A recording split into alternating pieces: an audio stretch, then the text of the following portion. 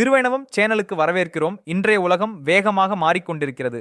நவீன தொழில்நுட்பம், போட்டி, வாழ்க்கை அழுத்தம் இவை அனைத்தும் இளைஞர்களின் மனதில் ஒரு அமைதியற்ற ஓட்டத்தை உருவாக்கியுள்ளன.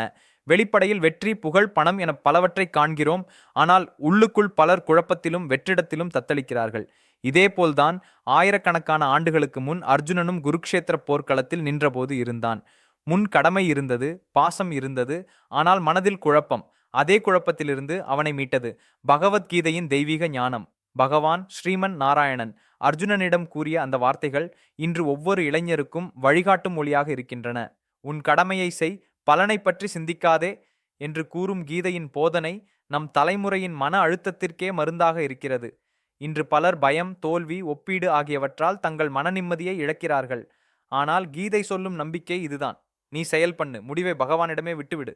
பகவத்கீதையின் சக்தி என்னவென்றால், அது நம்மை உலகத்திலிருந்து பிரிக்கவில்லை, மாறாக நம்மை உலகத்திற்குள் வைத்து அதில் சமநிலை கற்றுத்தருகிறது. இன்றைய இளைஞர்கள் வேலை, கல்வி, உறவுகள், கனவுகள் என பல திசைகளில் ஓடுகிறார்கள்.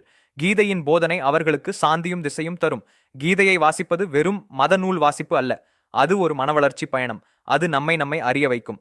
பகவான் நாராயணன் சொன்னார், யதா யதா ஹி தர்மஸ்ய கிளானிர் பவதி பாரத். அதாவது, தர்மம் தளரும் போது நான் அவதரிக்கிறேன். இன்றைய இளைஞர்களின் வாழ்க்கையிலும் எப்போது தர்மம் தளறுகிறது, எப்போது மனம் வழித வருகிறது, அப்போதுதான் பகவத்கீதையின் வார்த்தைகள் அவதாரமாக வந்து நம்மை எழுப்புகின்றன. கீதையை மனத்தில் கொண்டு வாழ்பவன் ஒருபோதும் திசை இழக்க மாட்டான். திருப்பதி வேங்கடவனின் அருளால் நமக்கு கிடைக்கும் தெய்வீக நம்பிக்கை இதே கீதையின் வழியேதான். அங்கே நாம் காண்கிறோம் பகவானின் மலை உச்சியில் நிலைத்திருக்கும் பொறுமையையும் தர்மத்தின் நிலைப்பாட்டையும். கீதையின் போதனைகளும் அதே போல் எந்த சூழ்நிலையிலும் மன அமைதியை நிலைநிறுத்தும் சக்தியை நமக்கு அளிக்கின்றன. இன்றைய இளைஞர்கள் எதை பெற்றாலும் இன்னும் ஏதோ குறைபாடு இருக்கிறது என்று உணர்கிறார்கள். ஆனால் பகவத்கீதையின் ஞானம் நமக்கு சொல்லுகிறது, உண்மையான சந்தோஷம் வெளியில் இல்லை, அது நம் உள்ளத்தில்தான் இருக்கிறது. நாம் பகவானின் அருளில் நம்பிக்கை வைத்து நம் கடமையில் அன்புடன் ஈடுபட்டால் அந்த அமைதி நம் இதயத்தில் தானாக மலரும். அன்புடைய இளைஞர்களே, வாழ்க்கை ஒரு போர்க்களம் போன்றது.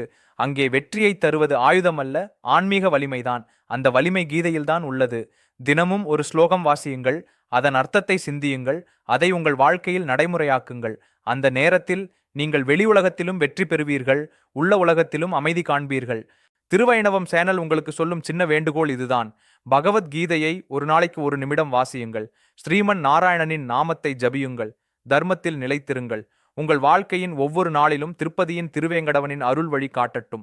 பகவத்கீதையின் ஞானம் நம் இளைஞர்களின் இதயத்தில் தீபமாக ஏற்றப்பட்டால் அந்த ஒளி நம் சமுதாயத்தின் எதிர்காலத்தை பிரகாசமாக மாற்றும். ஸ்ரீமன் நாராயணனின் அருளால் நம் எண்ணங்களும் செயல்களும் தெய்வீக திசையில் பாயட்டும். தர்மம் நிலைக்கட்டும், அமைதி நிலைக்கட்டும். பகவான் நாராயணனின் அருள் நம்மை என்றும் காக்கட்டும்.